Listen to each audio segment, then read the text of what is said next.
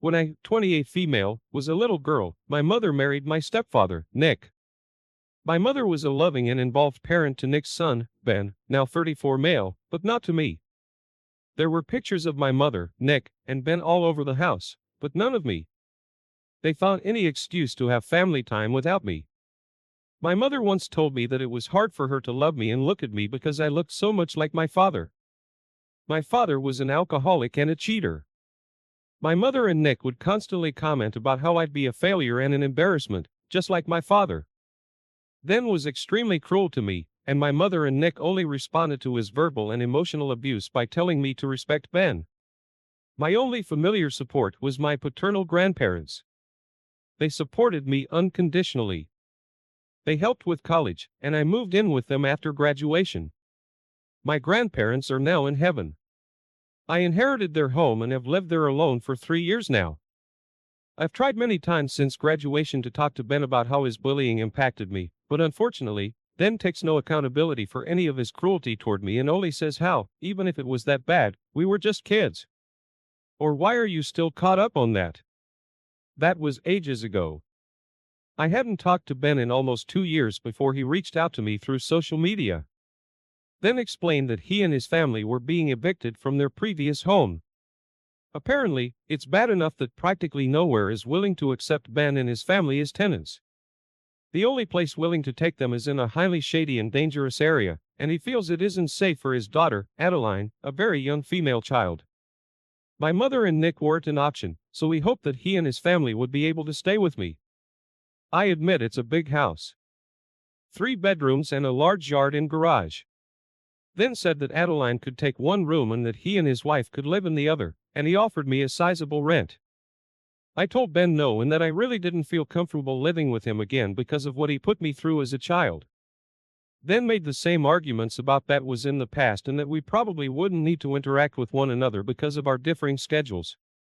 I told him no and that was final. The people that I've explained this situation to are divided. The people supporting my decision say that Ben has never treated me like family and he doesn't get to waltz into my life demanding familial support when he hasn't even apologized for his verbal and emotional abuse. But many people are telling me to think about Adeline because my decision will have the heaviest impact on her and not on Ben. And I should know more than anyone that no child should be punished for their parents' bad choices. So now I'm conflicted about my decision. Am I the idiot for refusing to let them move in? Not the idiot. This is disgusting. Your mother shunning and neglecting you because you look like her ex and your stepbrother's family being evicted are not comparable. The only reason he's contacting you is that he needs something from you. Oh, and also he won't take accountability for being a bully to you in childhood and you don't owe him anything. Wait a minute, he offered you a sizable rent but they're being evicted and no one else will rent to them? They move in and would probably never pay rent to you either because they are family. I'd suggest installing security cameras on your property if you haven't already and also take back any spare copies of your keys and change the locks. That or money isn't why they're being evicted and that's worse. Let's put aside his cruelty to you when he was 6 years older than you and also his complete lack of responsibility for his actions for a moment. For the sake of this argument, let's pretend he was a good person and never did anything wrong that you know of. You don't know why he was evicted, but you know that nowhere else will take him no matter how much he pays. I can't think of many reasons that would get you evicted which aren't not paying the rent related. Sugar use, dealing, frequent calls to the police, damage to the property, other sources of violence, none of which the OP wants to come within a mile of her house. If you're getting crap now for a situation you didn't cause, what level of crap will you get when you must evict them for doing whatever they've been doing? Don't take the easy way by appeasing them temporarily. It really isn't the easy way. Also, why is living with your mom and his dad a problem? Maybe they already know the reason for such a messy eviction. Anyone telling you to let this idiot into your home actively wishes you physical, financial, and emotional harm. Avoid them and their advice going forward.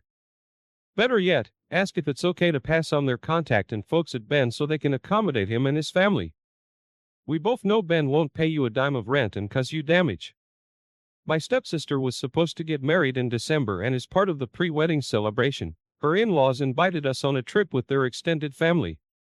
My dad is a good friend of her fiance's uncle and I'm close to his daughter, so I was excited about the trip. Before we left, my stepmother and stepsister kept stressing about how we all needed to be on our best behavior because they didn't want to risk the wedding being called off. I tried my best, but they were stressing me out because they worried about every little thing, offending her fiance's grandparents. Finally, my friend, her brother, and cousins invited me to hang out one night and I agreed even though I knew my stepsister wouldn't want me to. I wound up drinking a little too much and was caught in a compromising position with my friend's brother by his uncle. My stepsister was so angry when she found out and we had a massive fight because she thought I did it on purpose to humiliate her, which isn't true. She keeps saying I've ruined everything and how she doesn't even know if she wants me at her wedding anymore, which I feel is overdramatic. Am I the you are the idiot? It's not especially hard not to overdrink and not especially hard to exercise some discretion when being in a compromising situation. You knew what the expectations were for the trip. This wasn't going to be a trip where you cut loose, so you should have declined the invitation. Agree. OP is 22. She knew what kind of trick this was and could opt out. She wanted a free 2-week vacation and was stressed out because she couldn't be a free spirit. If she got plastered, they probably wouldn't care too much. Still, casual intimacy when you're on vacation with someone's conservative grandparents is bad, especially since they expected you to do that from the start. The fact that they communicated this to you so strongly and in advance, coupled with the fact that you did exactly what they were worried about, makes me think you have a pattern of behavior that's embarrassing to your family. You are the idiot. She wanted to make a nice impression, and you drank too much and embarrassed everyone. So, I can understand why she doesn't want you around at her wedding, because she's afraid you'll do something weird, wild, and embarrassing again. Exactly. No one wants people repeatedly to be on good behavior past age 12, unless there's a history of bad behavior. Opie, you are an adult and couldn't behave for one weekend. You didn't only humiliate your stepsister, you humiliated yourself. My young teen daughter is a tough kid, so I gave her a surprise party with close family for her birthday. The thing is, my younger daughter, toddler, is a very picky eater and almost eats nothing.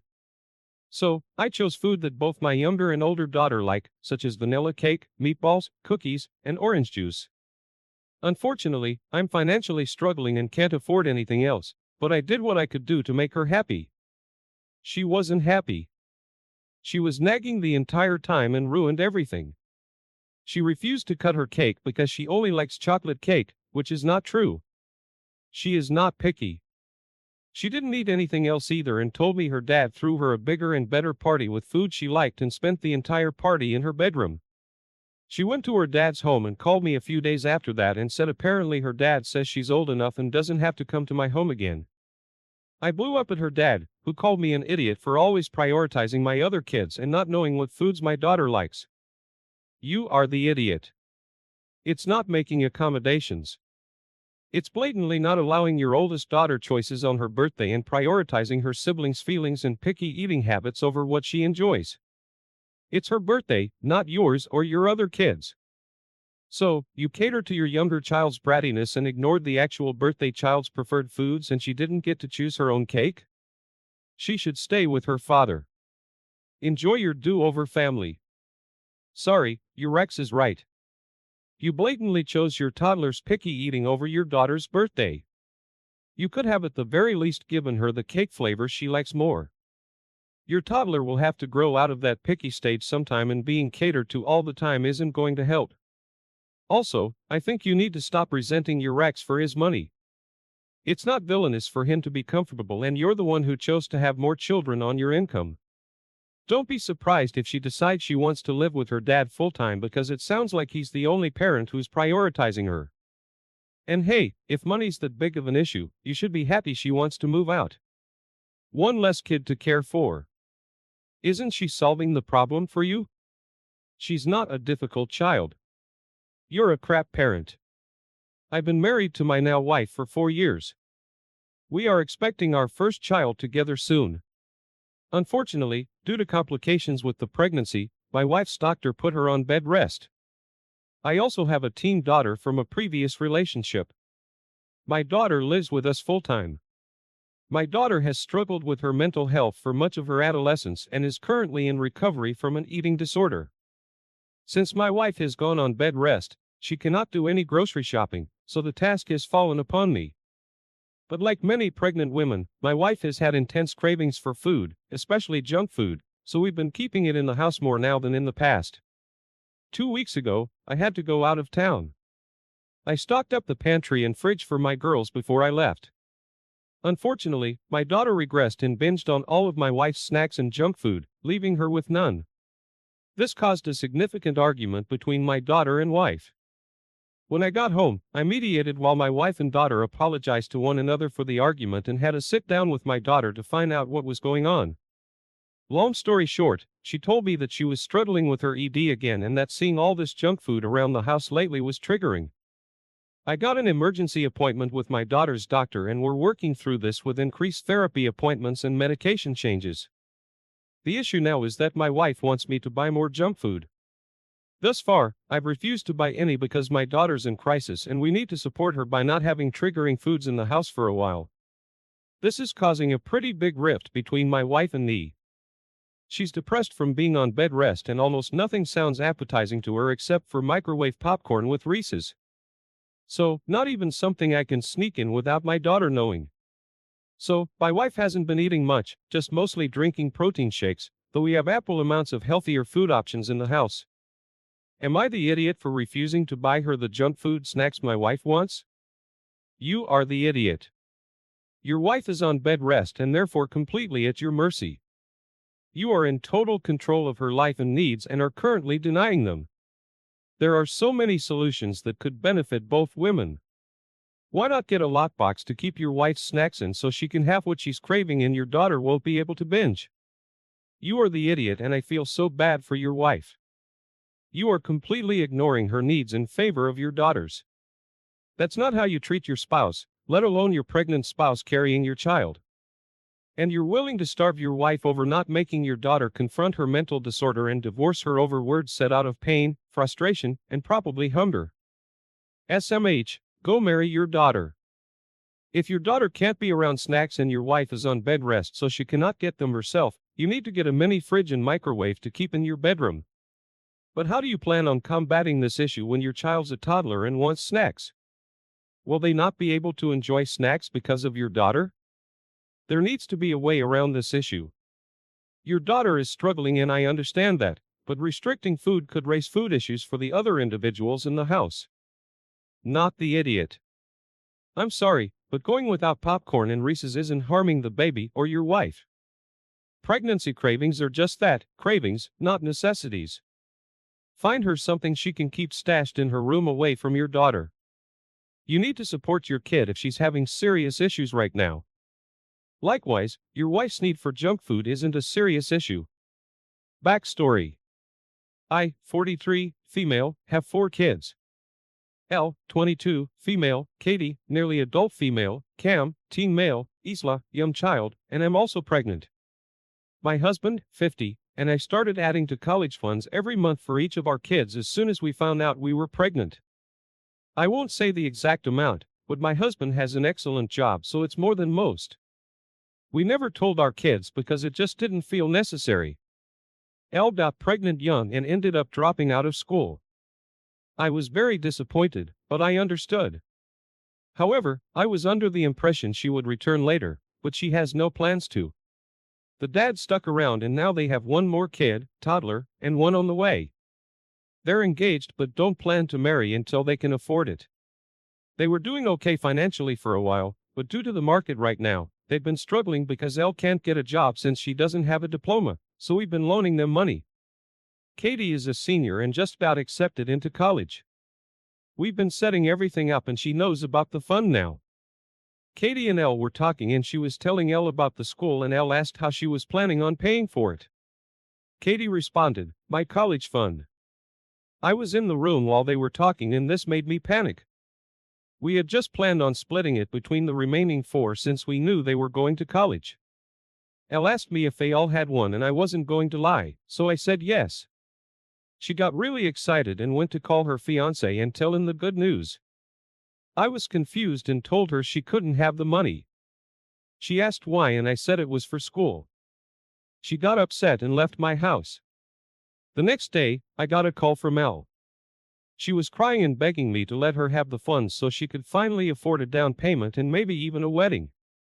I told her she could have the money if she went back to school, and whatever money was left over, she could use it for whatever she wanted. She got super mad and started yelling at me and saying that it was her money. I told her it was my money and those were my conditions, and she hung up. Now we're being harassed by her fiancé's family. They aren't as fortunate as us, calling us idiots and many other names, saying it's all going to go to waste if she doesn't use it, setting her up for failure, etc. Now I'm wondering if I'm the idiot because my dad said we should give her the money as we saved it for her after all. So am I the idiot? You are the idiot.